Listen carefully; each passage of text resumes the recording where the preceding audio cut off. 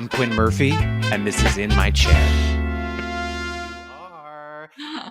Kate Hudson is a Golden Globe Award winner and Academy Award nominated actress, producer, entrepreneur, and best-selling author. She's also a client and a friend. We've worked together for years doing red carpets, press tours, campaigns, and most recently shooting the feature film Knives Out 2 this past summer in Greece. Kate, So welcome in fun. my chair. I'm so excited. We're not allowed to talk about Knives Out 2. Oh, I was going to ask you, is there anything we can say just that we had fun and got to do looks? Only that we had the best time. I mean, Yeah. there's literally we can't say anything. But I feel Okay. like we need to revisit the podcast. We Once it need to comes have out. this conversation again when the movie comes out. We do, because it was fun. So you have an amazing makeup artist in LA, Deborah, and she couldn't do it. So you asked me if Yeah. I wanted to do it. I had like not worked in like a year because of COVID. And I was like, you know what? Greece, 3 months, like Kate, and then doing like Knives Out 2. I was like, yeah, I do want to do this. And it was so Yeah, I think everybody who amazing. had the opportunity to be on that movie was like, yeah. But people the whole time were like, so do you like film? Do you like film? And I'm like, I'll let you know. But right now, like, we're in Europe, like having the best time. I didn't feel like at least for the beginning, I mean, you had didn't a have bit a of a normal different experience. you did have it wasn't a normal. It was Right. definitely not a normal experience. Plus, and we also like the work days weren't every day. We had Until they we had were. some until they were, right. But Right. but there was some times where we had some time off and we could explore and do things and have, so we got to go out remember we went out on a little trip together on a boat. We That was did. really fun. We had a week off during shooting. And it's funny because you and I were just going to have a drink after shooting. And Mhm. remember, we couldn't get into the place for some reason. It was like closed that we wanted to go to. And thank God, because then we were like, well, let's just go into town. And then we went into Mhm. town and you were like, that's the boat I've been looking That's the boat, and they were in the harbor, and then I went up and I was like, "Hey, can I look at your boat?" And then we ended up having a drink on that boat all night. at. Yeah. I Um, think and then Danny I and was like, Ryder "Oh." showed up.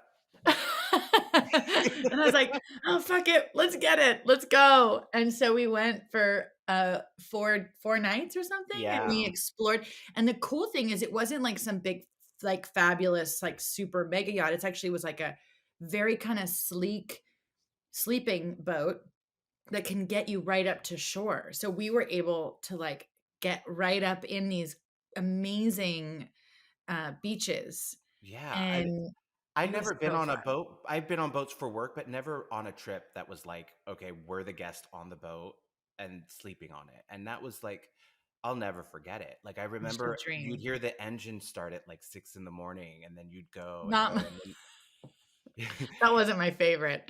right.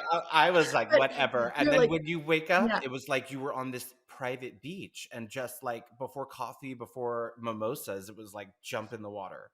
yeah. I have this dream to have like get my license, a sailing, my boating license. You can get when I was a little girl, the camp I went to was a sailing camp. And I actually Oh. got really into sailboats, and I love sailboats. Like that's like and being on the water is something for me that's like I don't know. I love it. But a dream of mine is to actually sail the world. That would be so cool. But That's just not like in the kind of boat we were in, or like No, that no, I'd be like hippie down. style. Yeah. Oh, okay, No, like a okay. little hippie style. Like really do it. Right. Um Not an 8-course meal style. No, that would be a lot. I'd have to work really hard to afford that. And then your kids were on the trip too. Ryder was there. Yeah, it was Ronnie so was fun. there. It But was we so were so fun. lucky. That is not a normal working experience. We don't usually get we don't usually get that kind of time. And so you had sort of the like glossy version of Hollywood. Right. And um but I'll get you out in the trenches soon, Quinn. Yeah. I'm I gonna feel get like you we on a made rough up for it a one. little bit in Serbia. Bitch. Hmm. Those were 16-hour days, 6 days a week in a hangar in a warehouse. Like, that was Yeah, hardcore, that was right? yeah. And I still Um, enjoyed it. I still enjoyed it. I loved every minute of it. mhm, Oh, are we mhm. not allowed to say where we shot? I don't know, we should probably ask. I'm sure Are you there's allowed to photos. cut Oh, this, or is this just live? I can if we have to, but I thought there's Okay. photos of you and everybody in the cast there too. Okay, well Like, I well, think we'll the see. cat's out of the bag. Yeah, I think maybe. Ryan or Rom can take it up with me, throw me under the bus. I'll be like, Kate warned me.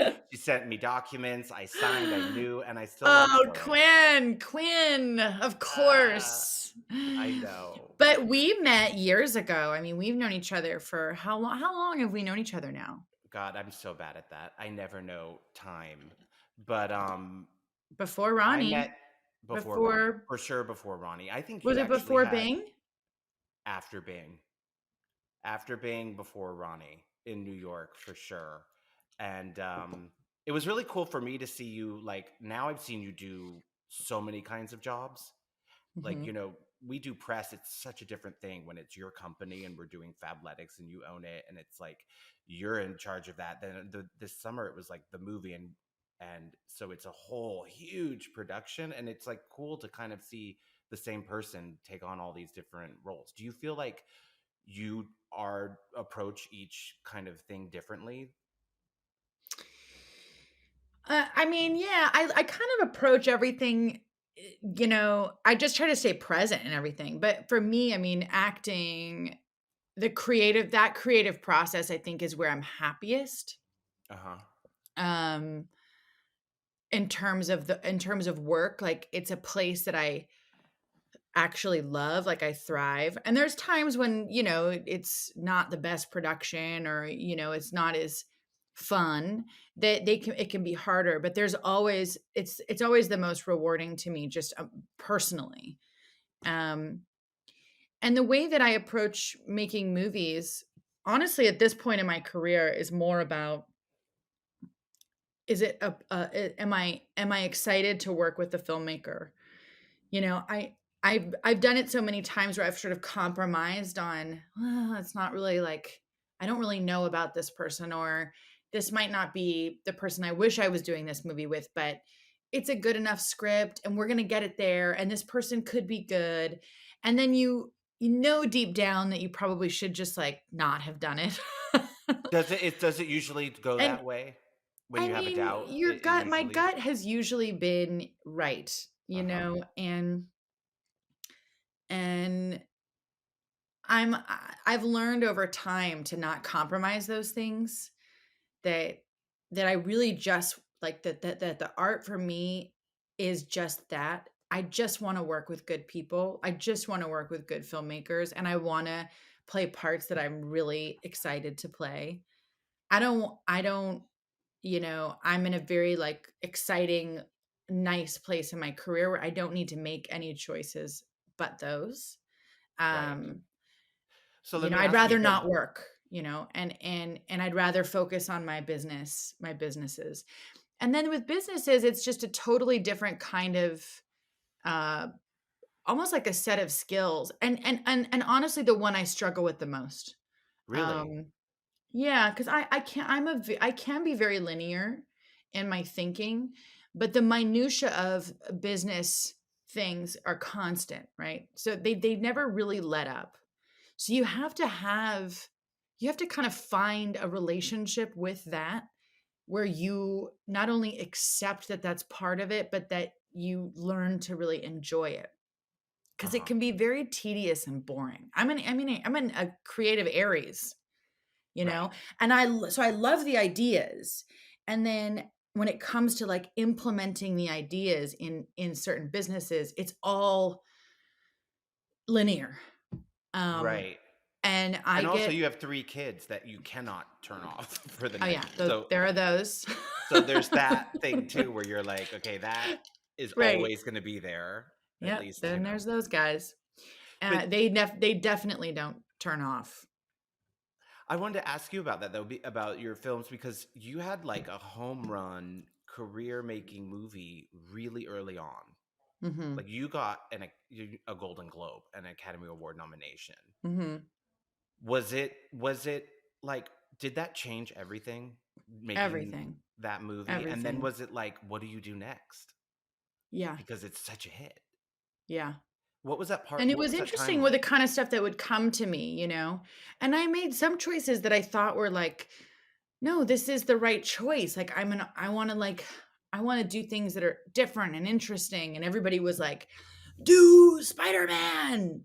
And you're like, but wait, is that really the right thing I should be doing? Like, shouldn't I go make this English movie, this big sweeping romance English movie? And so there was these moments in my career that became like, at that time, I had everything coming to me. It didn't matter what it was. It was, you know, it was that thing where the second you become the new it girl, everybody sort of goes like, how, like, you've got the pick of the litter, really. I mean, it was a But were really you able to interesting handle time. that Yeah, emotionally? yeah, yeah, because I think I had just have a different perspective on the industry because of my parents. Like, I Okay. knew I know how it works, like I knew Okay. I was just excited that I had a working, I knew after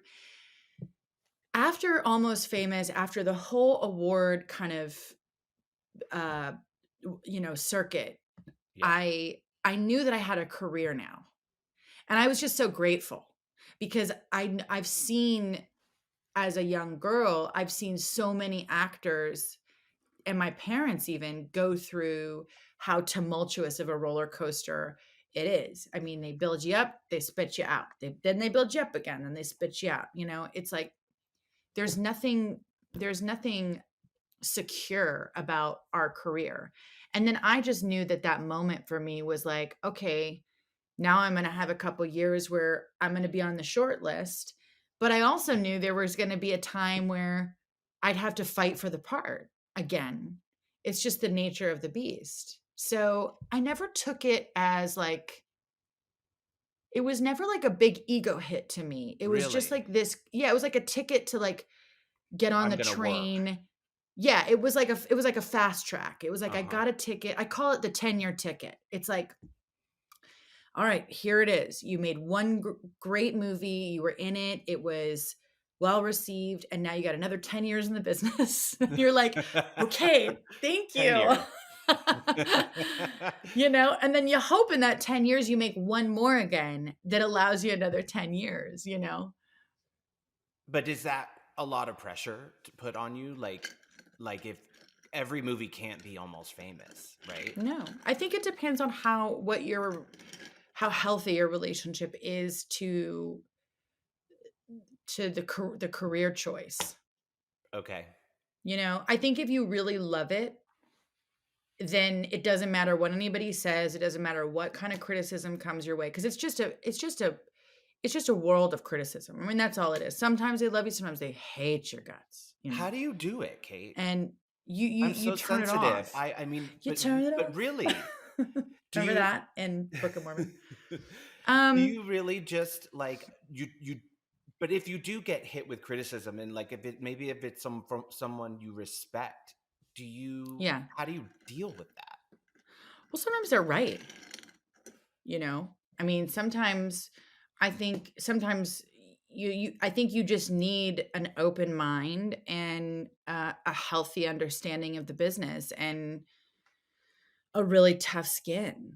I always say the auditioning process prepares you for success because there's nothing more like, I mean, rejecting, demoralizing. I mean, I would walk out of certain auditions being like, "Oh my god, I would feel so um like there was one audition I remember I went on and I walked out and I was like, they just wanted to I might as well have just like sent in my measurements, Right. and I like prepared everything and I was excited by the character and like the opportunity and like I just went in there and it was like, how does she look? Like a model And I was casting. definitely not, yeah, I was definitely not the look they were looking for. And I remember being, 21, walking out being like, well, I'm definitely not like the hot type they're looking for. And when you're young, I'm the I'm the cute, accessible type, but I wasn't like the like hot girl, And there were times where that was really apparent, and you'd walk out and you have to have those moments where you're like, well, hold on a second. There's space for everybody in this industry. There's room for Mhm. everyone. And those moments become sort of that the moment of real like resilience for when you have success and you realize like, you know, you're just being critiqued all the time and everyone's going to have an opinion. You're going to walk out of the room and everybody's going to say, oh, I didn't like it, or I thought she was great, or no, I didn't like the way like her, she wasn't like as pretty as I think, you just Right. know that that's what it's going to be. But so many people can't handle that, you know. You're Yeah. strong. I mean, you definitely have. I wonder also, like, Well, I your think nobody parents are likes like, it. I think it's more about like the relationship you have to yourself, uh-huh. because it's like you're not going to get through life without no, I mean, everyone criticizes, I think judges. sometimes the fear of criticism is worse than actually receiving it. Yeah. I You mean, know, at the end of the day, sometimes anyone you who's would like more overly scared to be criticizing okay. you, it's their own. Here's the thing I like to look at the movie industry, and I believe in it, right? I love it. That I know that it's why I will still audition. I'll audition until I'm old and gray if someone wants me to.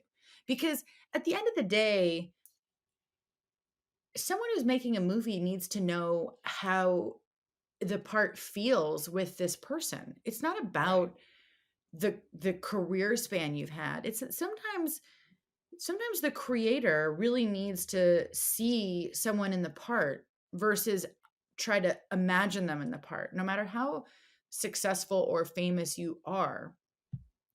And sometimes it doesn't work, and it's not about your talent. It's just about the character and the vision.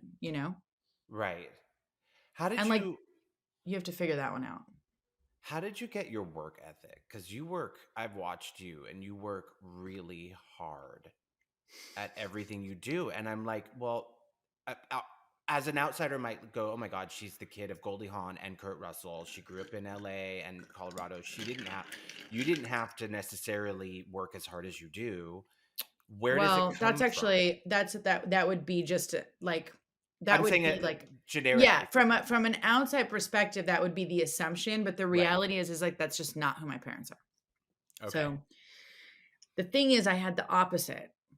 So I have the type of parents that like nothing belonged to us. Like it was drilled in our brains from a very early age that literally everything that we lived in, that we had, was theirs. Okay. And that we would need to work harder than you could ever imagine to achieve what we were able and blessed enough to live in, Okay. right? So You were just like occupying space in someone we else's universe. physically and emotionally at times. Yeah, I think it's just a misconception that because there was privilege that meant that we didn't have an understand, you know what I mean? Like Yeah. for us it was the opposite. It was like, oh, we watched how hard our parents worked and how much they cared about the work they were doing and what it and the fun, honestly, that it really provided our family. And it was like from a very young age for me, it was like, oof, I got to work my ass off, and because I want to have this kind of fun. Um, and then at the same time, I think it also really is a function of my personality profile, that Yeah. when you have, I have a little bit of that um overachiever that sometimes I have to monitor, that must come from just a father that wasn't present, and really uh being like, especially like the female male archetype, like relationship, and that like psychology 101 of I will be self-sustainable, I will make Oh, my own money, I will never rely on any men, I will rely on myself. There's a part of that that definitely was, when I was younger, a huge part of my work ethic of like, and what was the cost of that? um, 3 dads.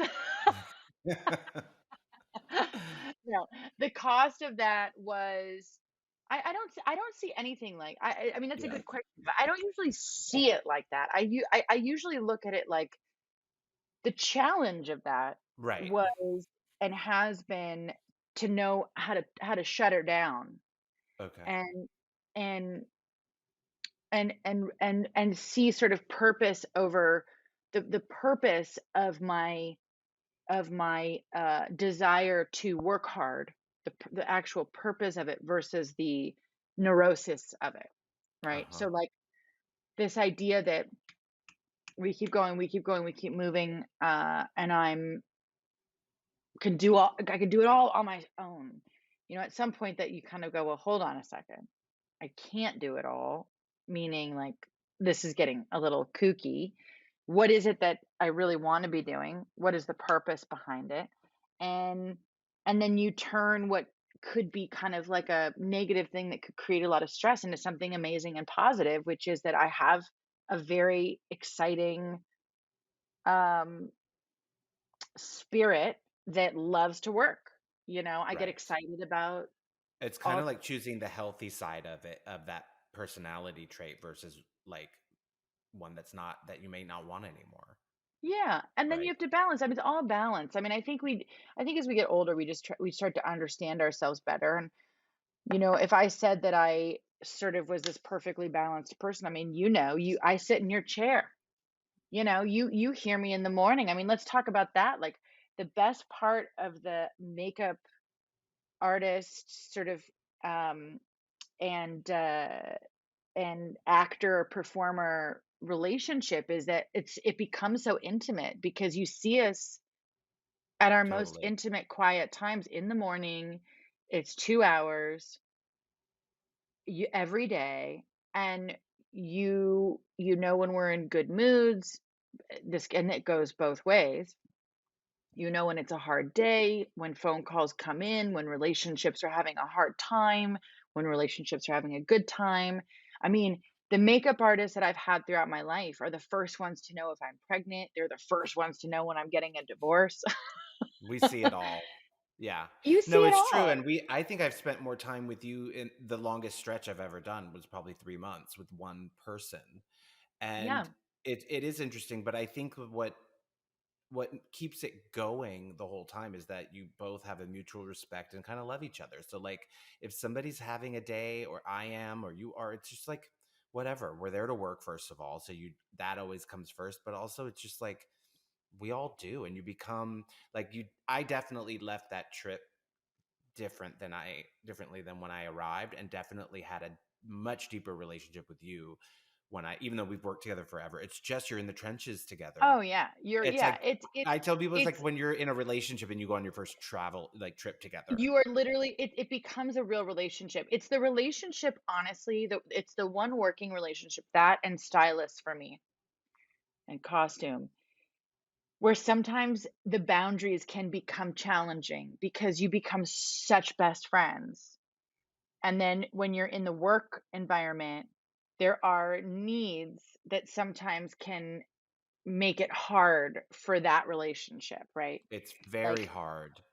It's very hard. yeah, you have to remember always to have gratitude and take each other for, and this goes both ways, and not take each other for granted, because it can get it is, I feel like they are the stickiest relationships sometimes. I've had it's something that I think anyone in my industry, if they said they didn't deal with it, would be lying. Because you get very close to your talent. You you you go through things, you think it's almost like this line between friend, family, but ultimately work. And the Yeah, work I part for me is what the last few years that I've really gone like I can still love that person even if we don't work together anymore. It doesn't mean that like we're not friends or that they don't like me. It's just a Right. working situation, and the It more I can do that, the better. it would be like, I think what's interesting, which is why it's really healthy, I think, for some people to have different people that they work with as as like a family, is it I wouldn't want to work with the same co-star all the time. Like creatively, we need other people. Yeah, Creatively, it keeps us flowing. It's like, absolutely. right? It's like if you didn't work on other faces, if you were only working on my face all the time, after a while, you'd be like, I'm so sick of her face. Well, and I love to see what Deb does to you for a red carpet. I'm like, oh my God, I love that. I love, what she did tonight. How can I learn from that and incorporate it? And, anyone who works on you, I'm always looking at my clients and like who's touched their face, because everyone's coming to it with a different perspective. And you'd be a fool not to learn from other people. What happens if you see a client's face and you're like, no? Oh, you just send it to like five people and try and get validation that you've done it better than them. No, I'm just kidding. um, I mean, I'll look at it and think, it all depends. It Right, depends who the client is and who the person is who did it. And mostly my clients have like-minded makeup artists. I'm always like thrown when someone books me and then books someone with completely different aesthetic. I'm like, what then what are you seeing when I do but usually right. my Like, what's clients have other happening here? people Well, who have a similar. maybe they didn't book the artist. I Yeah, but mean, they might sometimes you like show them. up. It's just confusing. I feel like it's funny when, because a lot of photographers like to work with their hair and makeup teams. Yeah. And when you work with people that you know that they know, it's one of those things that is so much fun because when someone knows your face, it's like I can do my own makeup, And but you're when good at it. someone is a real makeup artist and then they start to understand your face after working on you for a bit, it's the best because I you don't even have to like it's like you enhance everything that it's those moments when I'm not even thinking and then I look in the mirror and you're doing my face and I'm like, Yes, Quinn. "Oh my god, Yeah. Quinn." Yeah, And that's what it is. it's so fun.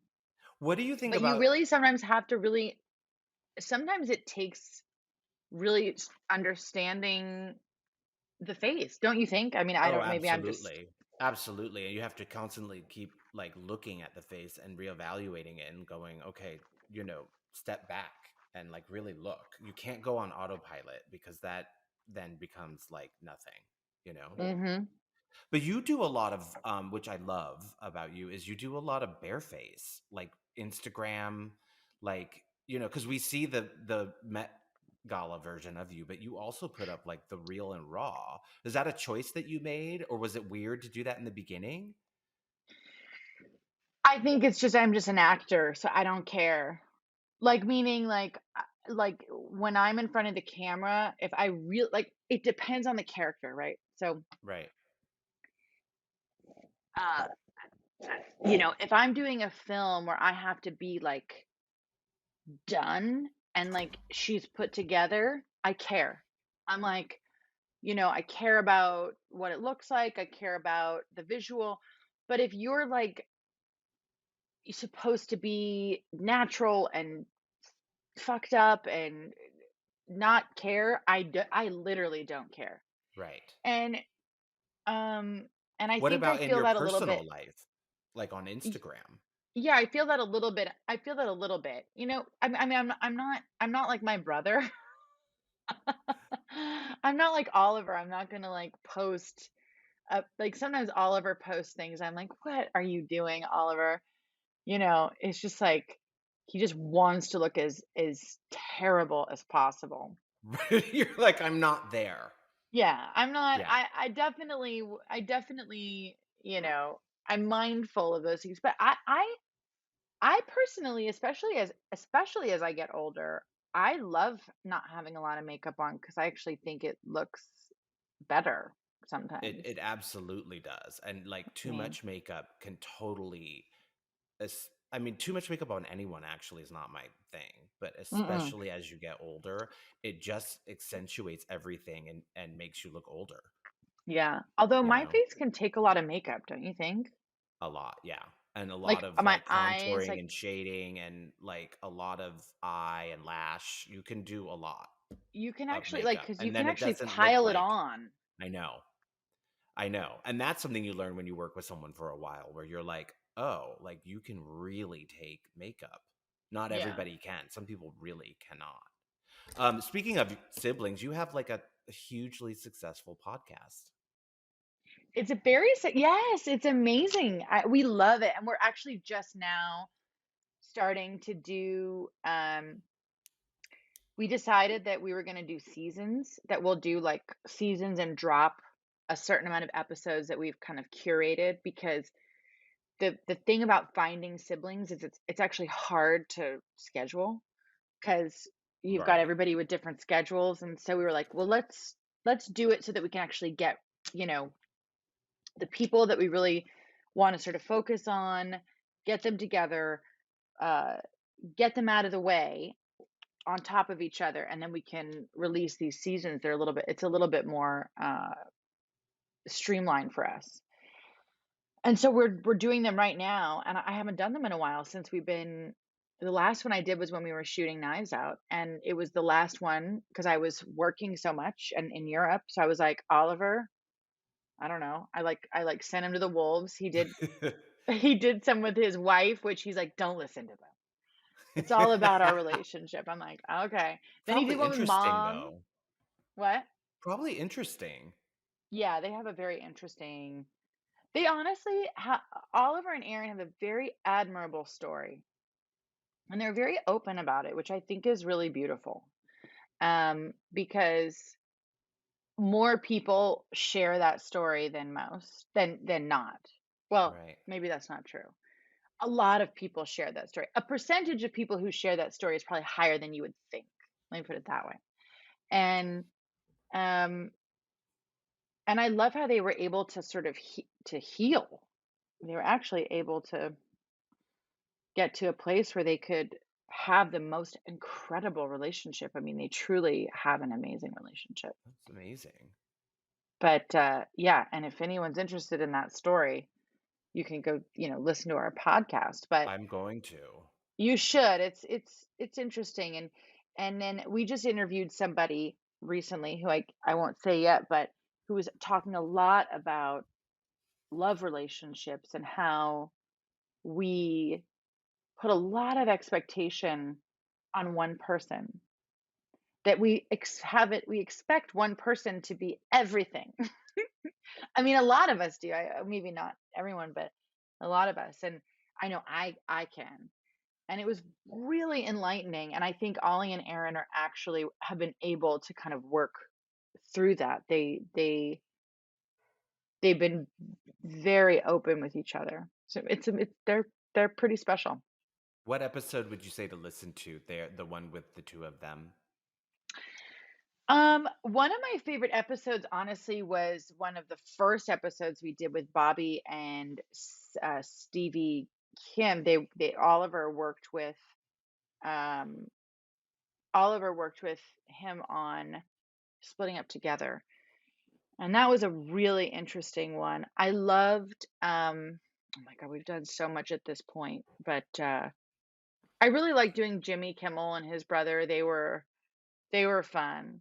And of course, it was fun for me to turn it around on a Jimmy because he's always Right. interviewing me. So I got to Right. actually interview him.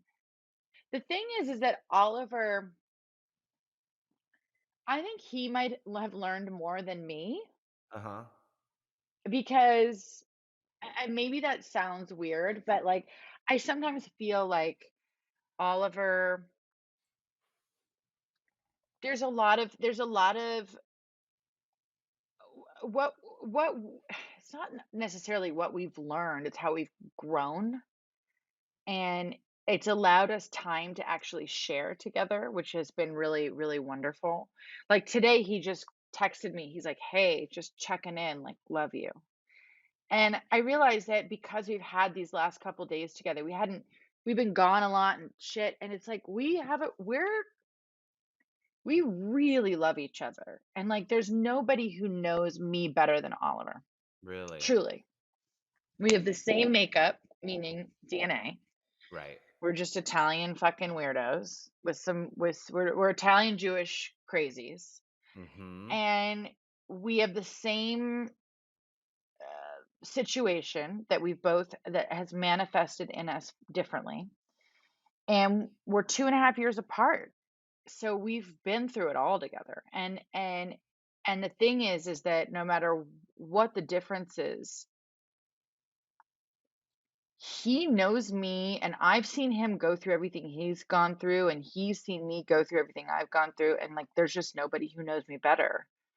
If there's anybody I trusted to be like, you need to fucking work on this, it's Ollie. Wow. Probably maybe the only one. That's so sweet. I hope he hears this. I mean, maybe you've told him before, but it's just like Yeah, really, no, really he sweet. knows. He knows. And I think that that's just a, if you can allow that relationship to happen, it's an amazing relationship.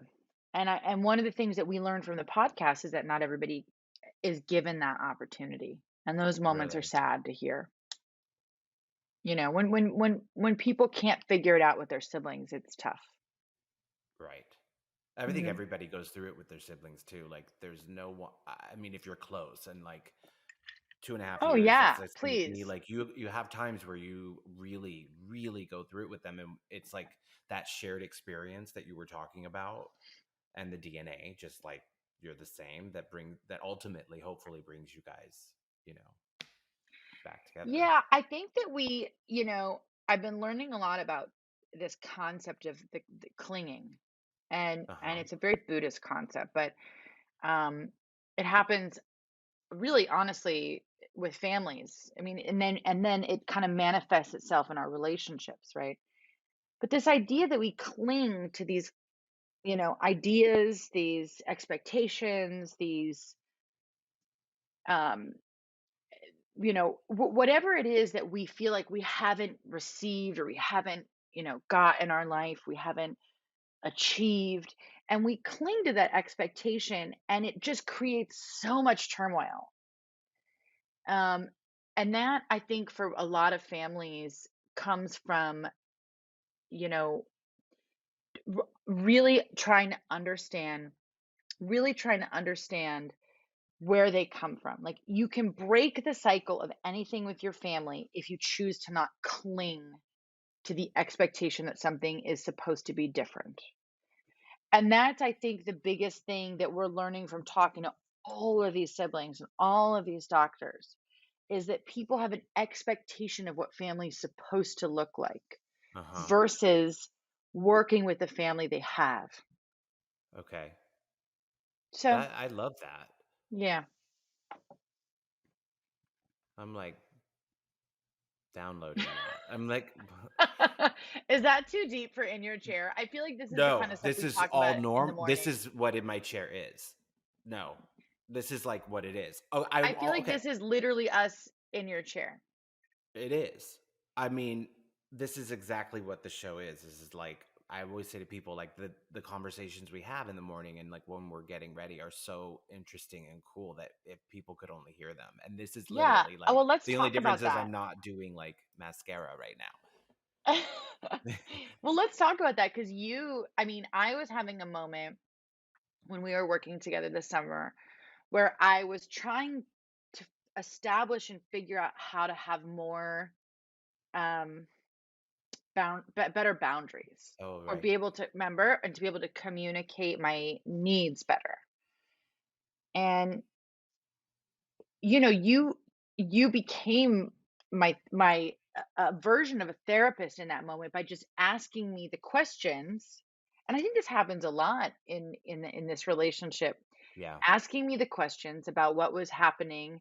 I come in, I'm like, "Bleh." I tell you everything that's going on in my life. I'm like, this is driving me nuts, that's driving me crazy. What do I do about this? And then you asked me a simple question. Well, what do you really think? I forget exactly what it was, but you were like, "What is it that you're not what is it that you're having a h-" It's you said to me, "It sounds like you're having a hard time creating real boundaries." And what is it that you're trying you said like, "What is it that you are missing?" And here we are like just getting for a work day, like getting ready for a work day, and you're helping guide me in a moment that was like could have set my day off in a way where I was, stressed out, um and we sat there and we kind of like had a solving we solved the issue, you know, Yeah, at least for that morning, right? at least for that morning. Yeah, because then it's like life happens and you're like, you got to come up with a new plan. But yeah, It's true. I think too that like you I just think that like when you're working with someone, at least me, I'm just so curious about everyone. I think that that's what's going to keep me like in my older age like alive, is that I Oh my just god, always you want to ask so many know. questions. I do. And then like Sometimes you ask so many questions. I'm like, Quinn, stop asking questions. I'm like, why? In my head, I'm like, why is he asking so many And questions right everybody now? in the trailer is like, "We wanna go. Shut up. We want to go." No, it's so true. Um, That's so funny. I know. Speaking of Oh, questions, I had one other thing I wanted to know about, because a lot of people out there, I think, feel like they wanna wear more hats. I wanna wear more hats. I think there's more I things I love a can do, hat. like this podcast, being a makeup artist, doing a thing. You had this whole career as an actress, and then became, I mean, maybe I'm wrong, but then became this kind of entrepreneur businesswoman, which isn't, Hmm. I don't know what I was going to say about the order of it, but how did you go from, I guess, having this kind of identity as one thing and then also doing something else? Um, I mean, Does that make I sense? mean, what? Does that make sense? Yeah. Okay. Yeah, totally. I mean, honestly, the minute I became someone that someone was asking me to be in a movie versus having to audition to prove that I could play the part or that I hopefully would get the part. Um, the second that happened, I immediately my business brain went off because my mother is a trailblazing producer in the industry. I mean, she was the first female actress to produce her own films. And so I grew up with a mom that would come home and not in a negative way, but really like be honest about like the trials and tribulations of what that was for her, how challenging it was in that time. I mean, we're talking about the 80s and the 90s. I mean, the Time's Up movement happened what, 3 years ago, 4 Right. years ago. And so my mom is doing this starting to do it in the late 70s, and it was unheard of. So she was sort of, when she needed to assert herself as a businesswoman, as the producer, she had to take on a different role. She had to wear a different hat. And so that's all I've really ever known. I've known someone who can go out and do one thing, and then she goes and she has to put on a different hat, and she has to associate it with something else. She then decided, before really, I mean, she did a couple movies, but then immediately in her 50s, she was like, I don't want to do this forever. And she became very passionate about um, mental health and our mental fitness, really, and social and emotional learning and kids and their and where we find our joy. And so she just completely diverted her interest into something about with her foundation and giving back, and it became her main focus. So my template for a woman in any business is to always be open and to always be able to be flexible to wear all kinds of different hats.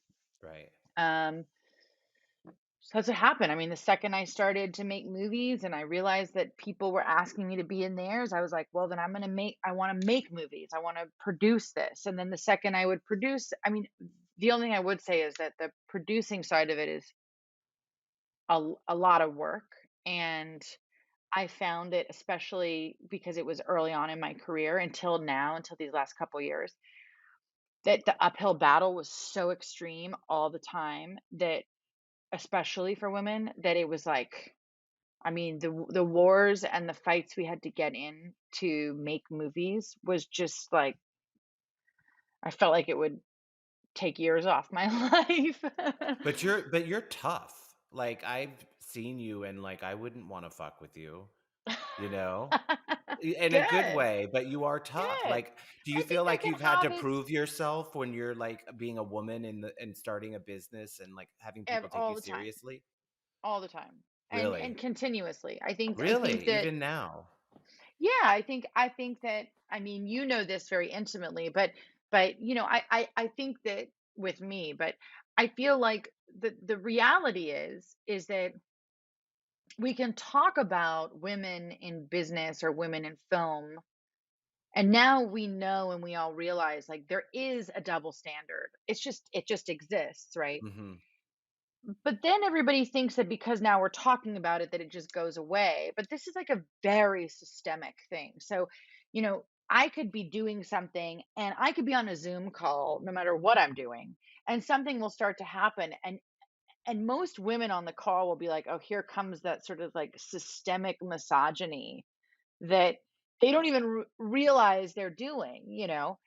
Um and it happens all the time. I think when I've I I think the biggest thing for me was getting past the point where you realize that when you ask the question, that that as a woman you're going to get more pushback than you would if you just were a man. and Uh-huh. and the hard thing was for me was that I actually want to have friendships and I like to be liked. I want to be someone that we can like hang out and be cool. And in those moments I feel like I have to I have to walk the line, which I had to learn how to realize. I had to learn how to let that part go. That that I that my toughness, right? That sort of like whatever that thing is sort of like, if this it took me time to realize that if this person doesn't understand, then they'll never understand. It just doesn't matter whether how they feel about me because I'm Right. challenging them. Right. I think You that's know? more of an issue to generalize that women have than men. I don't think men in general are as concerned about like the way they come across, and that if that means we're not going to be cool, you know what I mean? Like women, I think have a more of a, Yeah, I don't know it's what a it tough is. one. Yeah. I mean, I mean, for me, that's always been the hardest thing. It's like, do you call out what's right, or do you just like you got to pick your like? I think women feel like they have to pick their battles more Right. than men, for sure. But the point was like talking about, wearing all those hats. And I think that that was sort of like the thing for me is that, you know, for some reason, when I get into a zone, I just put on the hat and I get her done. And but not without challenges. So you're putting on a new hat. Well, it's not new at all, actually, and it's not new to a lot of people, but you are a stone singer. Anybody who's been on set with you, anybody who's been in a makeup room knows it. Everybody's like, where's that voice coming from? I mean, people watch Glee, people know you sing, but like, I don't think people really know that you really sing and it's in your blood, right? Would you say it's just one of those things you were gifted with? Your Oh, father it's is a definitely singer. comes from my dad. Yeah. I mean, Yeah. like it's the one thing that every time I'm in and making music, I feel like a Hudson. Okay.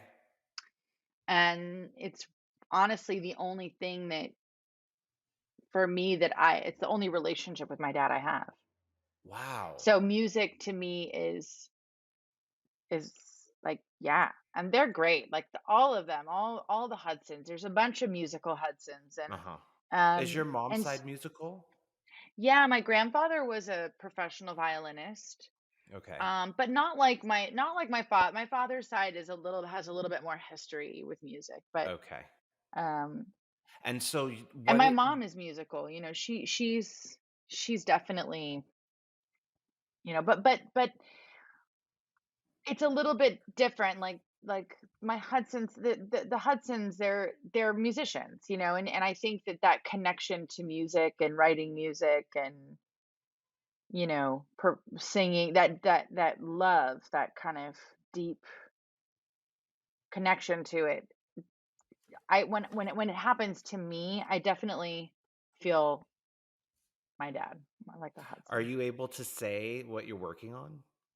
Yeah, no, I'm making a record. I mean, I feel like I talk about this, um, that it's something that like I'll definitely do, but I'm doing it. And I have a friend who um, so her stepchild goes to the same school as my son, and she heard me singing, and she's a big songwriter and a musician.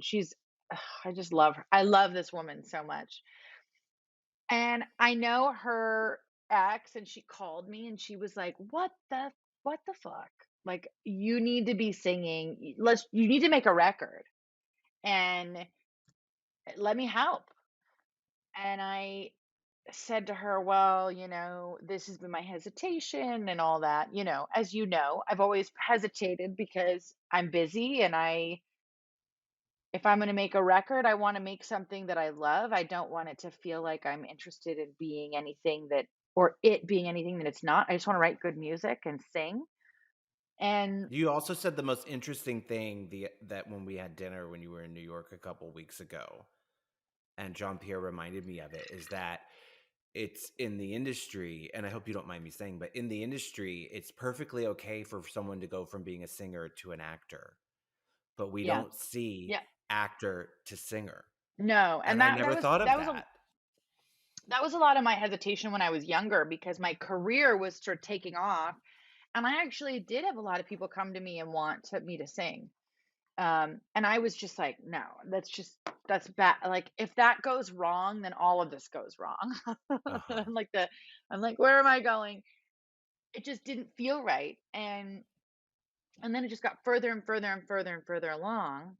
And then I'd have people say things to me that are like very powerful people in the music industry. Like, oh, I remember when I was like 33, they were like, listen, you better sing now or you're going to get too old. And I was like, what the fuck does that even mean? Like, in my head, I'm like, okay, And then I was like, wait, yeah, I guess I am old. Am I old? And then in my mind, I'm like, I'm not old, but it is old to all of a sudden be like, oh, I'm going to have a music career. And so I just stopped thinking about it. And then when this woman came along, her name's Linda Perry. She's Just a dope. She's little an unknown songwriter, amazing, amazing songwriter, wonderful woman, and honestly becoming a very, very close friend for me. And I just love her to pieces. And she was like, who the fuck said you need to do anything in any way? Like, you're a musician, you need to write a record. And it was the first time someone really pushed me. And she called me every day. She was like, let's go. We're going. And I'm in the studio. I've been in the studio we've been writing for months. well, you played me not even a demo. It was like whatever's rougher than a It's the demo. gibberish. I played you Right. like our gibberish, the non-lyric demos. But it was so good. Thanks. It was I'm so excited. good. I was like, well, you just like the whole thing about being in your head about, well, this and that and whatever. it's just good. If it's good, it's just gonna work, you know? Well, I think the one thing that I'm learning about the process, because it's like, you know, it is, I am new to the process. I've been married to a rock star. I mean, I was engaged to, I have kids with all musicians, let's be honest, okay? Right, right. And everyone always says to me, "Oh, you really like rock stars." I'm like, "Well, hold on a second. I like mu I like I like musical people." You know what I mean? Like Right. I don't know how, like, relating through music is like heaven to me. I don't know if I could. I maybe I could, but being with someone who doesn't understand that intimate part of me would be a very difficult thing. And because I want to share it. And and And Danny's working on this with you, which is so and special. yeah, but what I was gonna say is, as much as I know the process, I've never personally, like, actually been in the process of doing it, like, every day. This is my schedule. I'm going to work. And it's so much fun. I have to say, it's like, I don't know why I didn't do it earlier, but I definitely know this is why, because I needed to write this. I love the hard days. My favorite days are the hard days. I feel that way about making movies too. It's like the Really? days where you have to, like, get there, and then you finally get there, and it's just like it's like the creative process when it kind of falls down on you, and then you have to figure out how to get out. Those are the best days for me. So this is a question I ask everyone on the podcast, and Hmm. I wanted to know if you could go back in time and meet yourself somewhere, Mm. where would it be, and what would you say?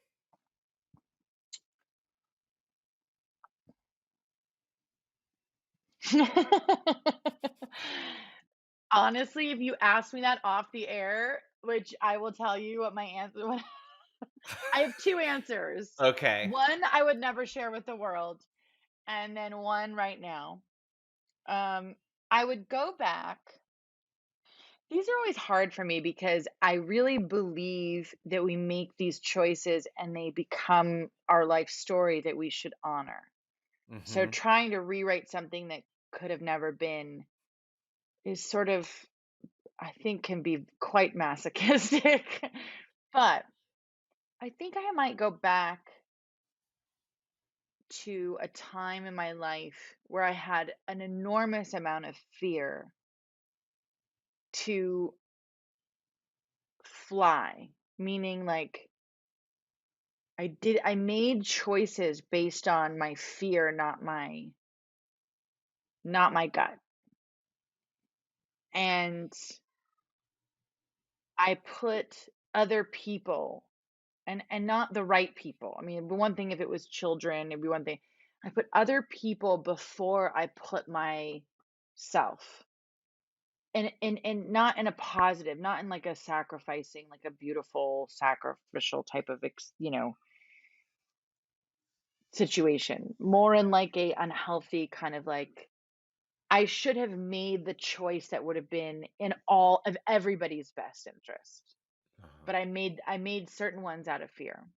And I think it would have created a very different path for me. Very different. So I'm not, that's why I say I never want to look that way, because I like where I am. But I would tell that younger girl to that I didn't have to be so afraid. And also that I was more lovable than I thought I was. That I was actually lovable. And I think it would have, but again, then again, I think we all need to go through that process to know ourselves better. Right. So, but I think it's this funny thing. I don't think people think, like, oh, because again, perception versus reality. But there are moments in your life when everything's going great, but you just have fear and you feel unloved and unlovable. And you wish that, and those moments you're like, if I could have gone back, what would that what would that, what would have had come out of that, you know? Um Well, for not answering, for thinking about your answer, it's real deep. I mean, yeah, but the other you one know? wasn't, and it's way more Oh, fun. okay. Okay. Let's play a quick game to end Okay. out the show. I know, by the way, people who don't know, Kate, and this is what we have in common, loves games. We played Shanghai, which is like an Okay, hold amazing on. card And game. Quinn, for those of you who don't know, Quinn is so competitive. And when he Oh, yeah. plays with his partner, he just like all you do is poke at Jean-Pierre. Oh, yeah. I mean, you're just like, Jean-Pierre just sits there and he's like, oh, let him go, let him Right. go. He's Oh on my another God. one. You are the most competitive. I am competitive. I play to win. Yeah, you do. Okay. Kate, favorite karaoke song? Um, Anything Melissa Etheridge. It's Okay. always a good surprise. And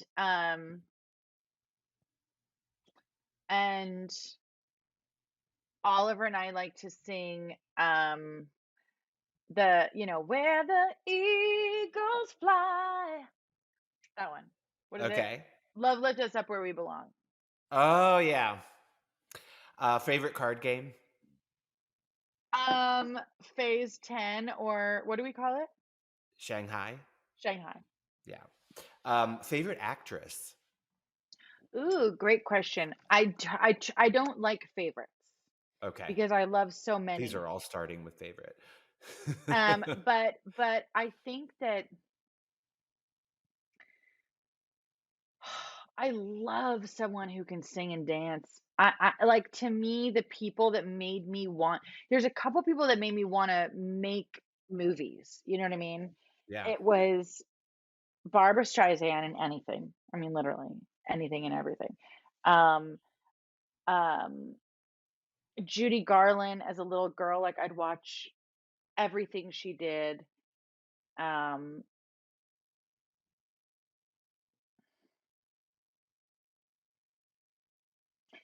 and I think right now, like, let's go young. Let's go young because there's some really beautiful younger actresses. Like, I really think that um, Florence Pugh, do you know who she is? Yeah. She's I think she's really fantastic. interesting and wonderful and strong. And yeah, and the role that actually like really made me want to. There's two. And they were both Jodie Foster. Oh, I think she's Jodie amazing too. Foster actually might have been my hero as a young girl because Really? I thought she was so strong and so present and different than anybody else. Yeah. Um, there was a very balanced. I loved her energetic balance, that she was so strong. Um, I appreciated her strength Yeah. as an actress. She's so good. So yeah. Anyway, Favorite rock singer? my God. I mean, rock singer is.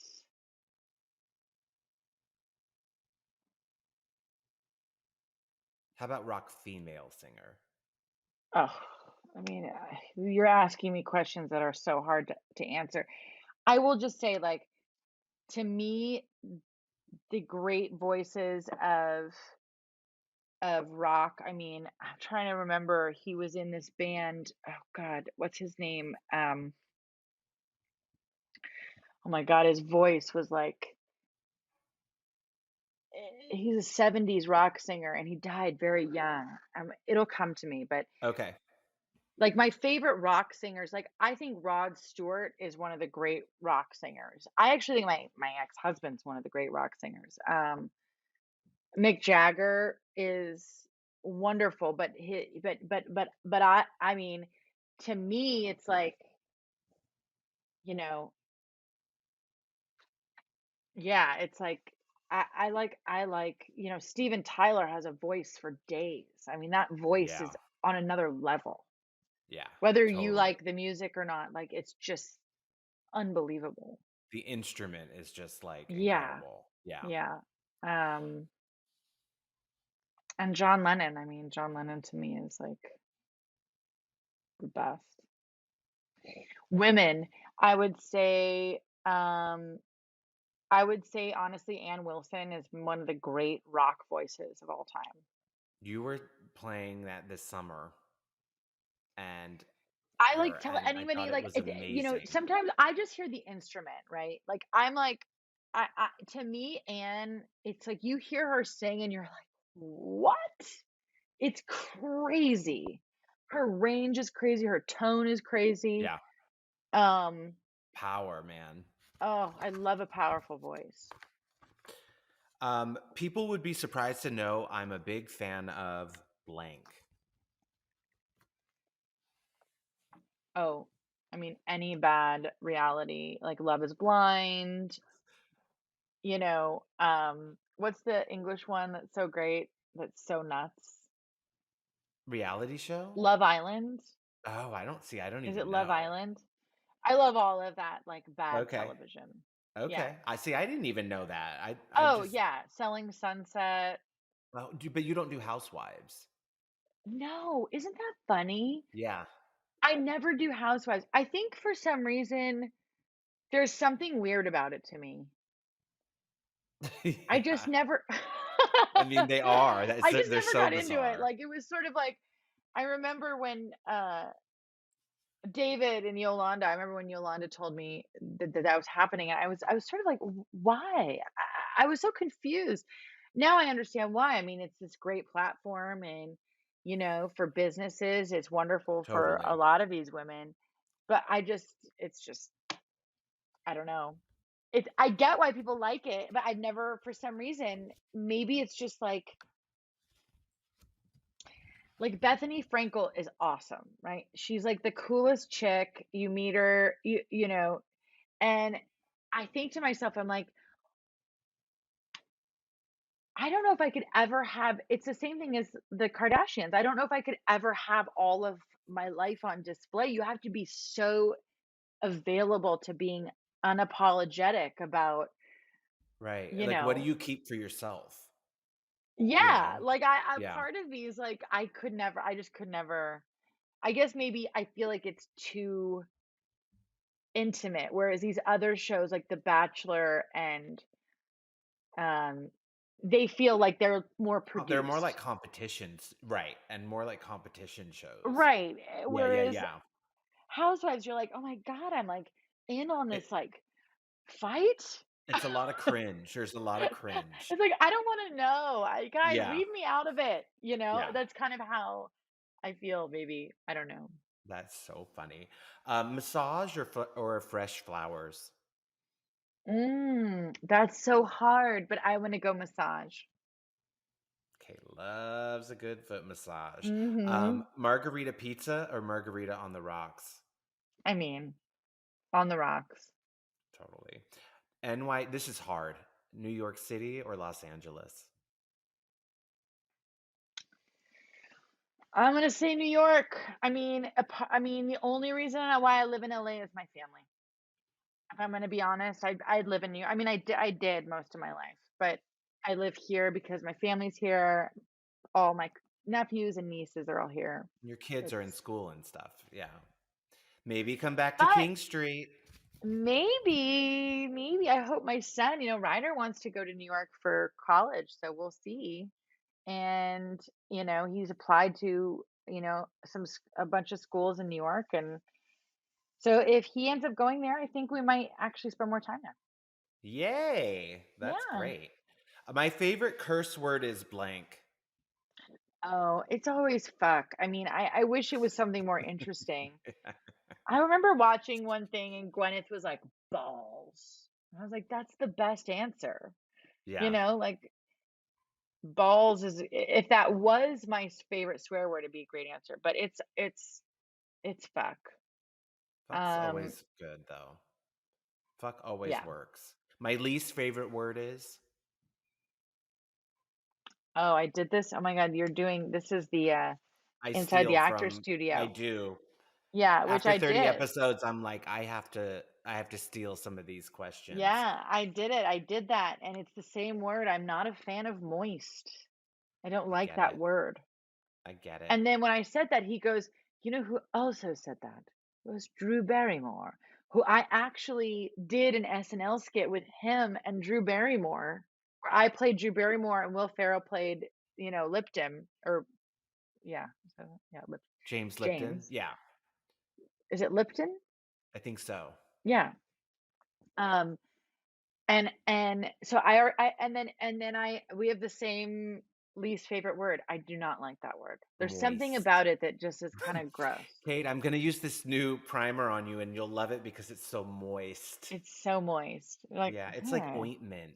Like that's also another one where you're like, "Ew, Ointment? By the way, ointment." I can handle an ointment. It feels more medical, Moist, you're like, I mean, if it's just there's something, it's not even there's nothing hot about moist, and there's nothing, it's just gross. It feels It's like so mold. true. It's And like then the mold is happening. The mold is formulating. moist, right? When you go into a room and you're like, it smells, feels moist in Feels really here. moist. It's like, You're like, armpits are moist and crotch. I love the ew. word crotch.